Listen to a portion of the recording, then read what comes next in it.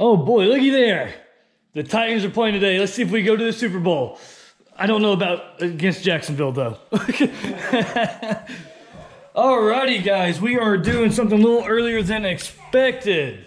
I told you all that I want to go ahead and put the bumper on the tire carrier that's on the back now from Motoville. I was like, hey, we're gonna go ahead and put them on for right now because it's gonna take a few weeks for powder coat, and well, I just get antsy and I want to put it on. Well, the guy just shows you Julian, my buddy, he's finally not on his anniversary weekend to where he can come help. So he brought his dad with him, but his dad, wait, where is his dad? Oh, he's just joining the Jeep. He's the master painter that's gonna take care of all this for us this weekend though. Go ahead and nitpick it. Go ahead. No, I'm just looking. Tell him you could do better. Oh my gosh, look right here. You gotta grind those off, the little welding little blips that come out or whatever you call them. That's a good terminology. Is that scientific?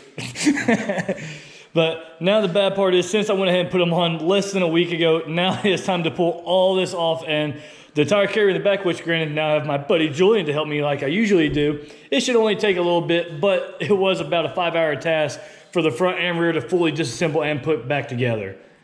Oh, well, I guess I need to go get the paint done. Wait, where are we painting? We gotta figure that part out. Yeah, we gotta figure that out for sure. Where are we painting? I don't know. I don't have a paint booth. We'll just paint outside in all the wind. Okay, yeah. The wind really helps, I've heard. What's crazy is it's January, and it is 73 degrees today, I think. On the carpet. Yeah, the carpet's fine. Yeah, 73. 73 degrees in January. I bent that a little bit. But anyways, we're gonna go ahead and get this prepped, get the lights out. Well, get the lights out, then get it prepped. Then take off the rear tire carrier and everything, get it prepped, and we will be heading down to the paint shop that we've kind of fabricated a little bit for ourselves and see how good of a job Julian's dad can do. Got some wire to actually hang the bumper. Not quite as thick of gauge as we wanted, but we'll make it work. So down to the paint shop now. I think we rigged it a little bit better than we did the last time at the last house. What the? Wait, you just go through my house now? Wow. The wind, like, so. Yeah, so here's the wire. This is how we were gonna do the bumper, but now we're just gonna hang it from most likely the garage door bracket.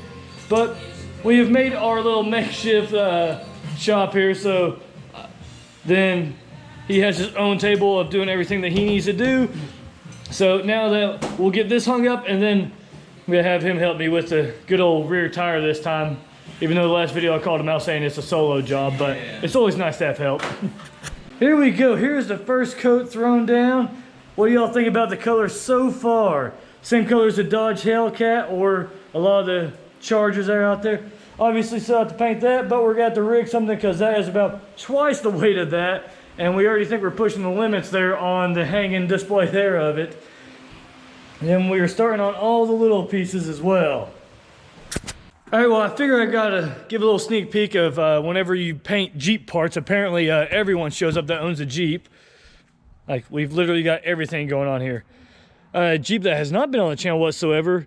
3.5-inch metal cloak lift, looking pretty good. About to, he made me feel really bad though. I was making fun of myself for not having my 5th tire. I was like, I'm that guy right now. Then I'm like, man, let me check out your Jeep. No 5th tire.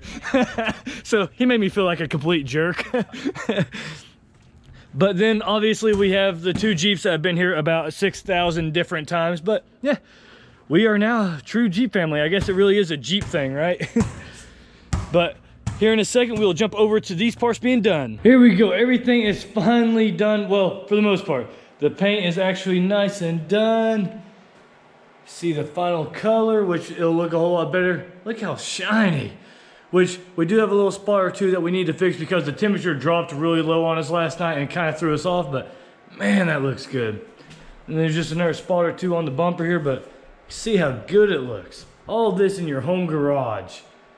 Not too bad, see? It is actually our garage. There's the gym part. So we just need to do a little bit of sanding right here and some buffing. Then we are throwing it back on the Jeep finally. Here's the brute of the tire carrier, man. Look at that. Not too bad. I just gotta get rid of some, just wipe it off. That's all that is, but not too bad for a home garage, right guys? Hey, that's pretty impressive. Gotta give it to these guys. Stellar work, especially for being in a garage. All right, so we're finally about to mount the big old 40 butt. We are running a little low on light, but you can see, wish we did only primer this spot right here because we knew the tire would always cover it. But God, I'm still really happy. Obviously, can't show you this in the daylight, but just saying that it's finally coming together. And actually, front bumper is done. Front bumper's done. It's on. It's mounted. Oh man! And if you look, it even perfectly matches the inserts from the factory. I don't think you could nail that any better. Man, that's nice. All right, there we go, everyone. I think the bumper and the tire carrier came out absolutely awesome. And what is really crazy, if y'all have been keeping up with the channel and this Jeep, everything for this Jeep has been done here at this house. We haven't outsourced it to any shops or anything. Lift kit's been put on here. Bumpers and tire carrier is mounted here, painted here. We did the air filters here, added on the aftermarket LED turn signals to give this a little bit more sturdiness. We didn't put the bolt in because it looks really tacky, so there is still a little bit of flop in there. When I bought these, I didn't realize that it was going to be like that. They really made it seem like, you know, is squared away and, you know, perfectly on it. Oh, I just broke it. Yeah, we're done. So, and we went ahead and mounted the tires onto the Jeep here, so everything has been done here. Kind of cool. So anyways, we are going to continue this process. It seems like with me, my buddy, and his dad as the paint expert for whenever he does the painting, because I will let him do that. He's been doing it for many, many years. I haven't. I've done a failed attempt at painting the 1972 Power Choke. And oh, and I put the video out a couple days later than expected, but that's because I really thought the 72 Power Choke was going to be started, and there came into a little bit of a wiring issue, so it's not started yet. But still, this week, it's gotta be started. It's like no more ifs, ands, or buts. But we're gonna go ahead and throw the lift kit on here. I think we're going to even pull apart the axles, paint the axles. Don't know if it'd be the gray or the bikini pearl yet, but we are going to try to build this whole thing in this garage and eventually tow it to SEMA behind the 1972 Power Choke after it is ready for SEMA as well. But anyways, guys, I hope you enjoyed the video. If you did, please give it a big thumbs up. Stopping by for the first time, please subscribe. You all have a great day.